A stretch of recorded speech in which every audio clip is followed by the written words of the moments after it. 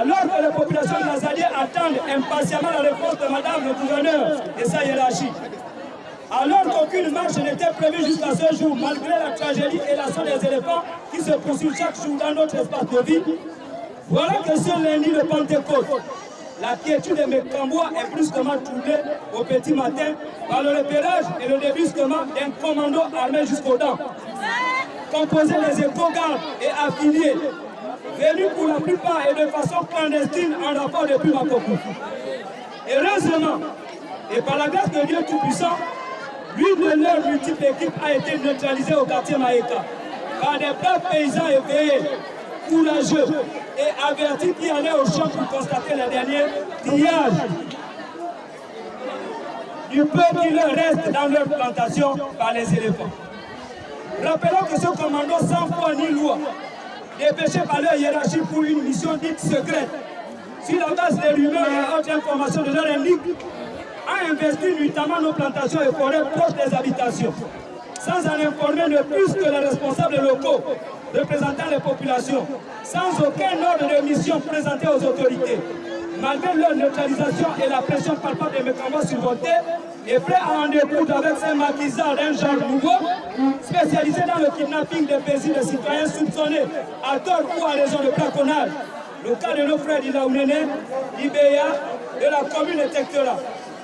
Monsieur le préfet, vous étiez certainement au courant de cette hasardeuse mission, mais cette provocation gratuite de vos ordres est perçue par les Mekamboua comme une déclaration de guerre des éco-gardes et de certaines forces de sécurité clairement identifiées contre des populations meurtries et désabusées par le conflit homme-faune. Monsieur le préfet, ce même jour de Pentecôte, nos mères, nos sœurs, femmes de Mekambo, allant à un séminaire à Makokou, ont été fouillées de fond en comble, allant presque jusqu'à palper leur intimité à la sortie de la ville par une autre équipe de vos soldats. Quelle ignominie! Monsieur le préfet, vous avez été témoin de bout en bout de toute la tension causée par cette curieuse mission commando. N'eût été le courage et les efforts des principaux responsables du collectif que vous avez traité jeudi dernier de meneurs, comme si nous étions des vulgaires délinquants.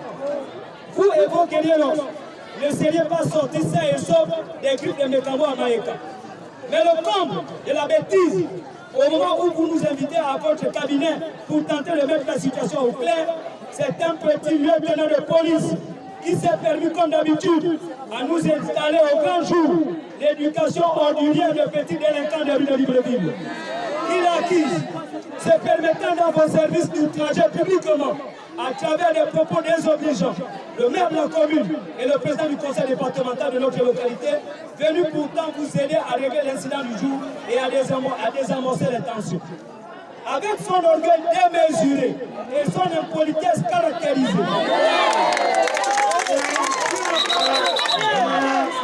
ce dernier a depuis son arrivée transformé l'antenne de la documentation de l'immigration de Mekambo en commissariat central, jouant désormais de façon maladroite le rôle de police urbaine.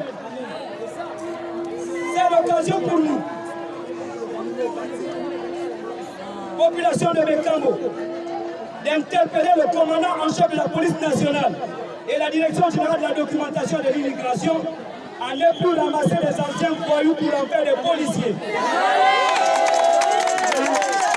Mais surtout, de les responsabiliser à des postes aussi stratégiques et sensibles de la République, de surcroît proches des frontières du pays. C'est pour rester concentré sur notre lutte initiale que le collectif a dû se maîtriser pour ne pas descendre aussi bas que ce jeune effronté le lieutenant et le ligoté. C'est pourquoi, monsieur le préfet, nous demandons dans l'immédiat et dès aujourd'hui, même son départ de Mekambo.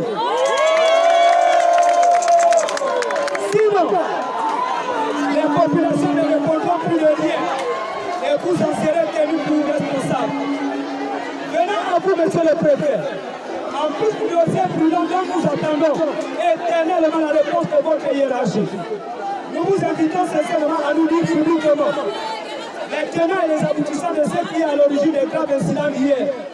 Aussi, constatant que vous avez mis en exécution vos menaces le jeudi dernier, consistant à investir nos forêts, même les plus sacrées, par vos agents légendaires de Mabéleux, à la recherche des hypothétiques dépouilles ou carcasses d'éléphants, prouvant à quel point le sort de ces derniers est, à vos yeux, plus important